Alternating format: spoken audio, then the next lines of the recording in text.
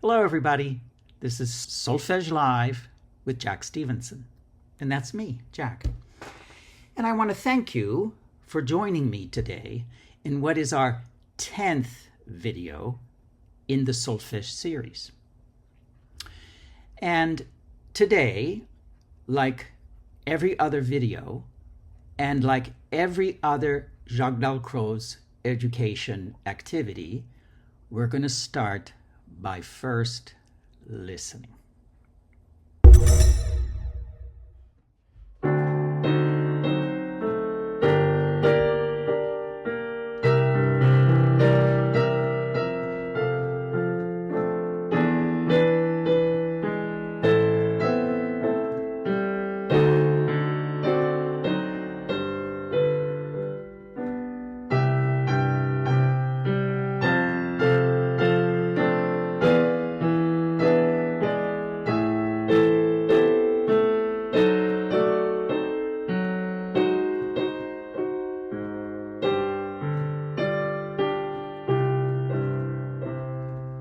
Clap the cruises.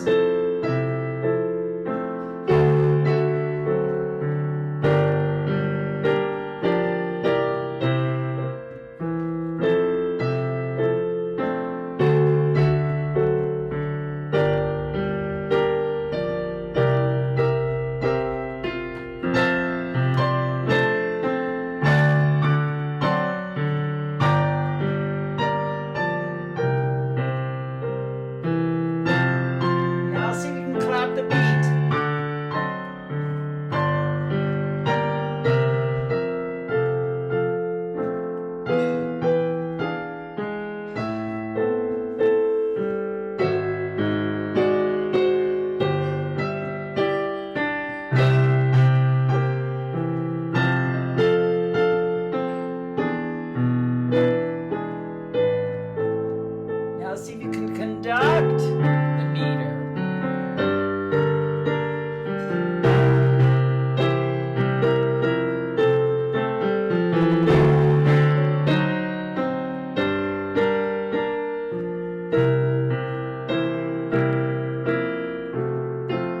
Clap the rhythm.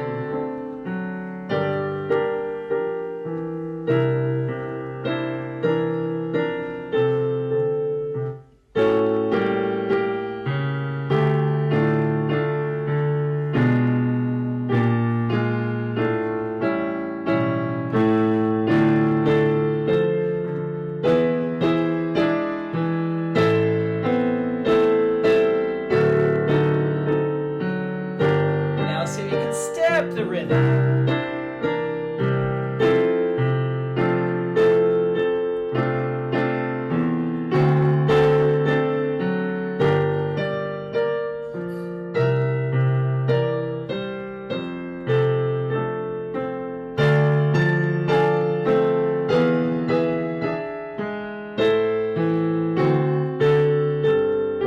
Now step and conduct.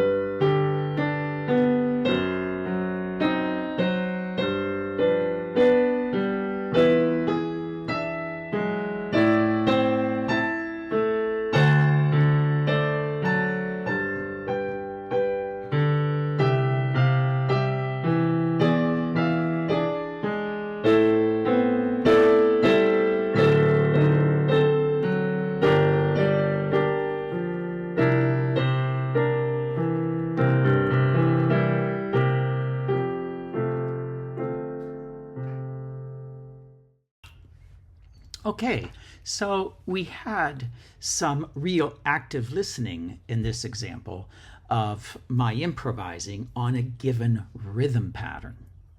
And the reason I'm improvising on this pattern is because I'm going to have the student take it down in dictation. They're going to write it out.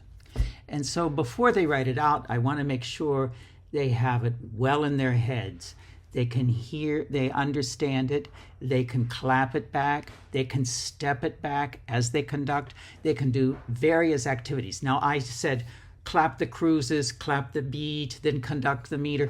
You could do these things in any order. You don't have, there's not a specific way of doing things. I kind of like to set up, sometimes people prefer, oh, let's step or clap the beat first instead of the cruises, and that's fine. You can clap the beat and then find inside that beat the cruises. That might be even a better way of doing it. But whatever way you find works for you or works for the students, as long as they're doing something as they're listening, they're identifying something in the music, they're able to place it, they're able to do it, and they're doing it together with their friends, and so they kind of know if they're right or they're wrong. They can look around. You can watch to see who is not with you, and then encourage that particular person to join in, or watch somebody else do it and imitate what they're doing if one of the students or two of the students aren't following along very well.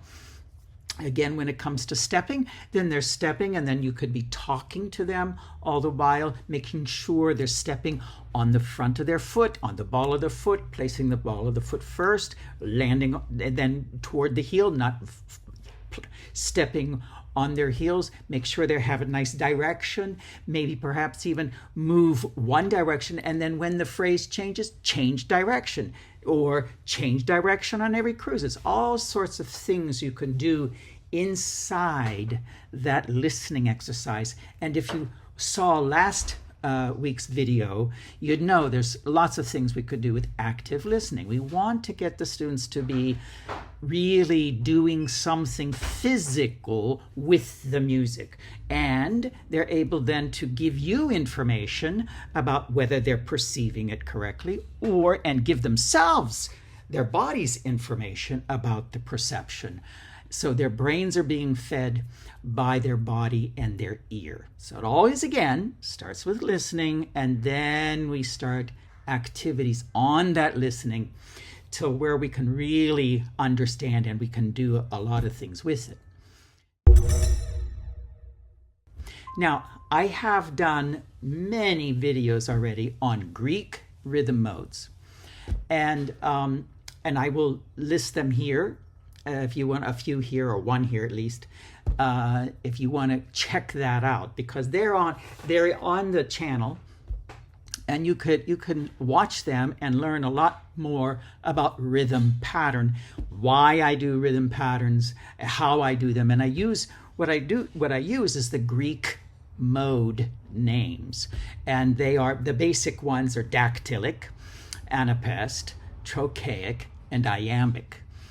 And a lot of people think I use these patterns because I'm teaching them a reading system, much like ti-ti-ta. This is not a reading system. It's not like the French have deux croches noires, quatre double, deux croches noires, where they speak the name of every note on the note head. So this particular rhythm pattern is anapest, anapest, dactylic, anapest, anapest, anapest, dactylic, anapest.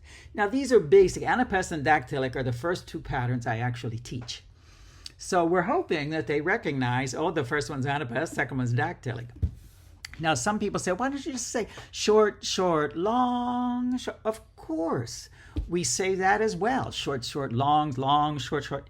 But I like them to learn the word anapest and match it to that pattern so that it's drilled in the brain.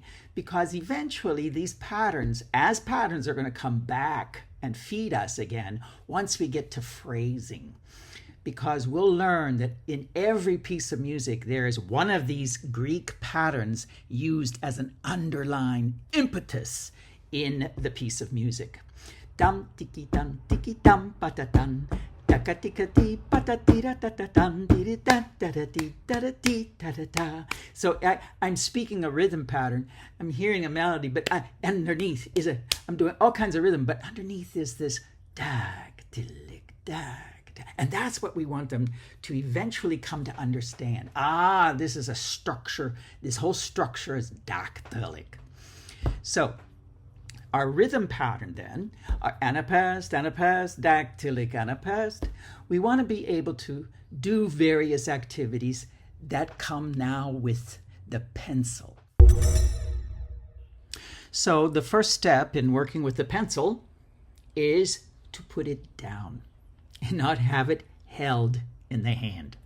We're not going to hold the pencil. We're just going to go back. Everybody's going to come back around the piano. We've done all our activities. Everyone's going to come back around, sit down on the floor, have their notebook ready, and have their pencil ready. But we're not going to pick up the pencil, and we're going to probably want to keep the notebook flat on the floor because we'll use the floor as our desk. So the first thing that happens, guess what? I play it again.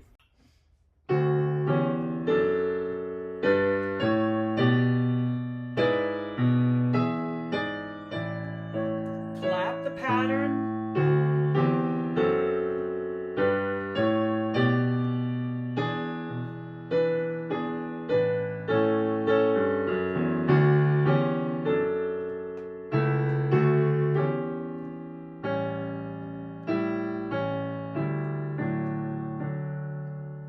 Right.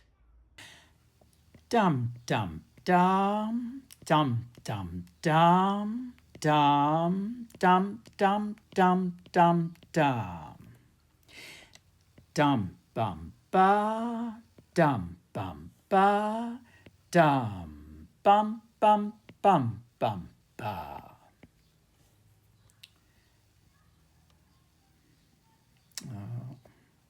Gotta put the time signature first. Dum, dum, da. Dum, dum, da. Dactylic. Anapest. So we have anapest, anapest. Dactylic anapest. There we go. All done. Now I'm going to play the recording again of me taking down the dictation, and I'll explain things as we go. Here we go. Dum dum dum dum dum dum. Dum, dum, dum, dum, dum.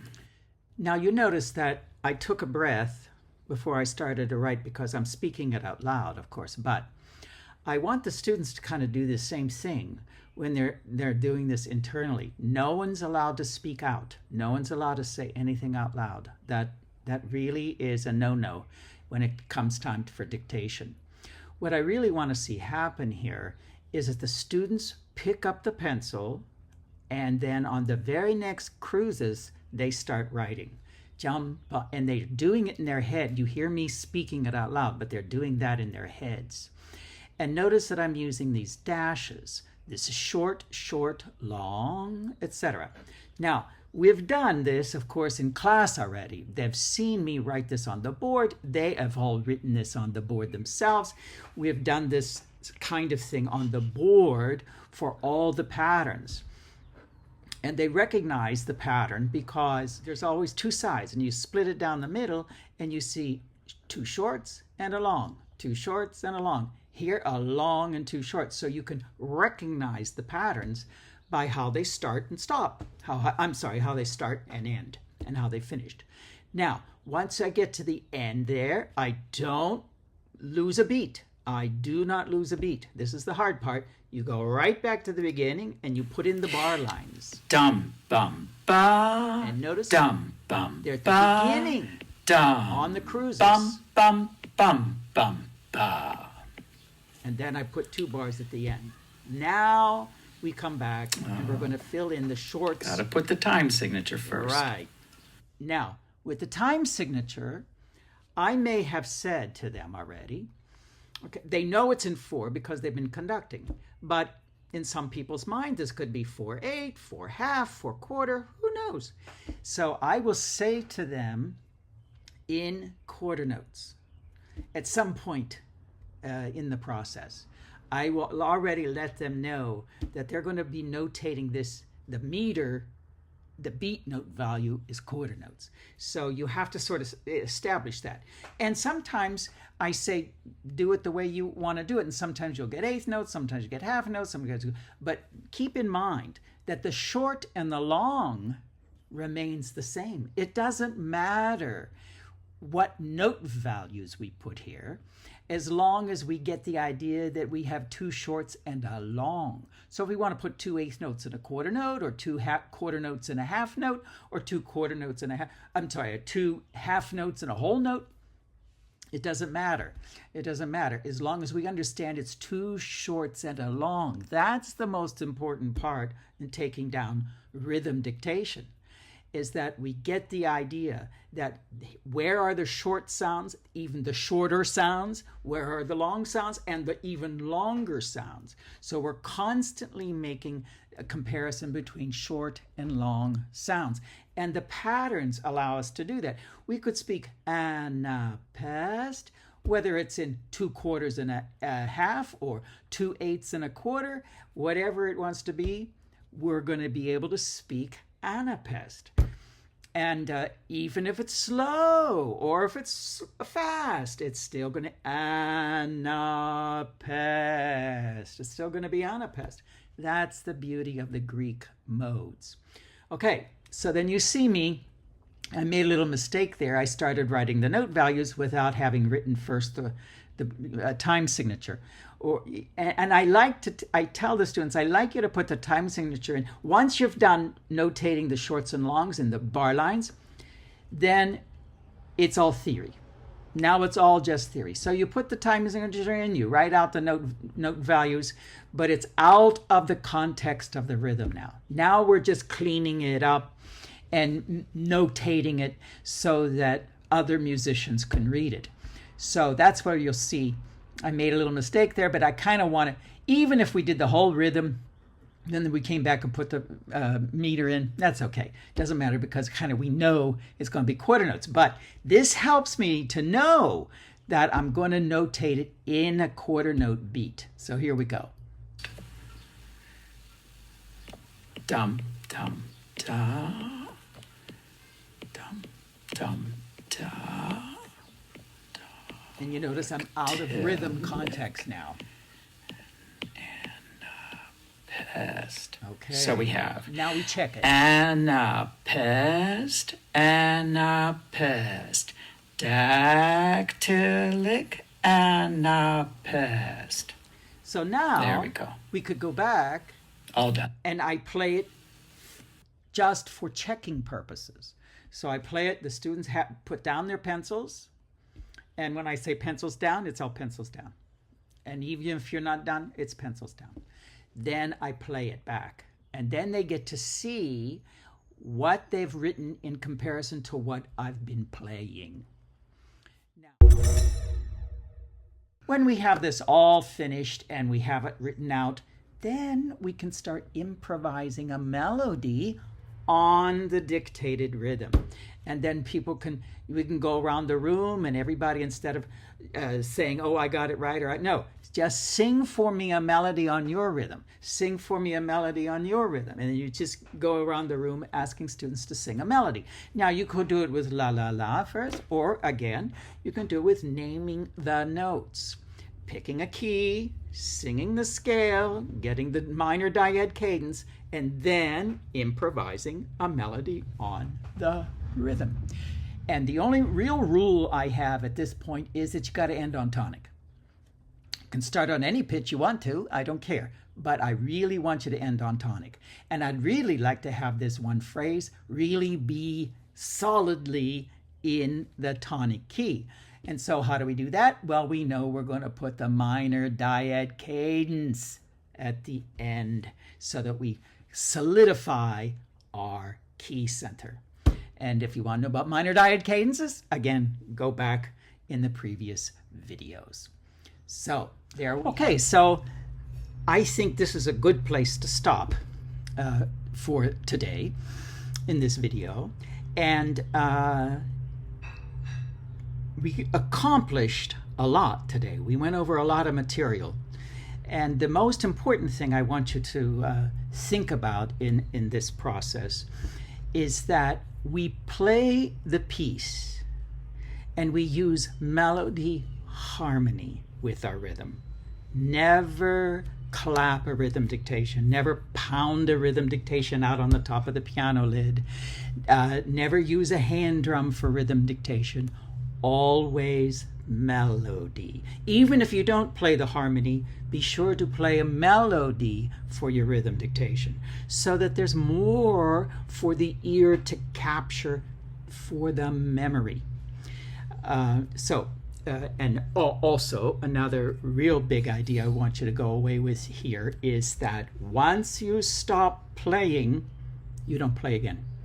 Be really very, very sure about that. Be very clear about that. That you're going to play as many times as you want, as many times as you feel you need to. Have them do all sorts of various activities. But then once the music has stopped, it stopped. We're not going to come back. We're not going to replay because we want them to remember it. And the sooner they learn that that's going to be the case, the sooner they'll get the idea, okay, I'm going to memorize this right from the beginning. I'm going to focus my attention. It really does help a lot. So I want to thank you for coming today, joining me in my dictation video, rhythm dictation. And it's been a pleasure. And please be sure to like and subscribe if you haven't subscribed. It's really good if you could subscribe and like the video because it helps the algorithms move the video forward and gets more and more people involved with Jaques-Dalcroze education and specifically Solfege education. This is my main goal. So again, thank you very much. I appreciate it and see you next time. Bye-bye.